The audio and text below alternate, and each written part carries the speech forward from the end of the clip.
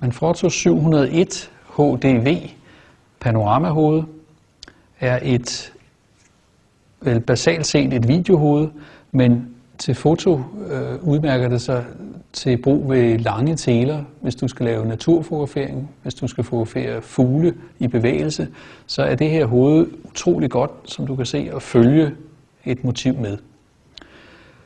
Hovedet har counterbalance, det vil sige, at der sidder et fjedersystem, som er med til at balancere udstyret, så det bliver så smidig en bevægelse som overhovedet muligt.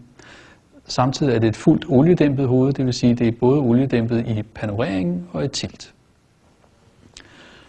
Kameramonteringen her er en 501-plade.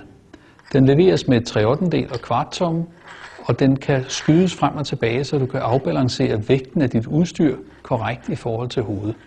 Pladen låses herude i siden. Sikkerhedslåsen på pladen er den røde knap her. Du kan kun tage pladen af, når den knap er trykket ind. Panoreringen låses hernede, hvor du også har en libelle, som gør det nemt at stille hovedet i vater.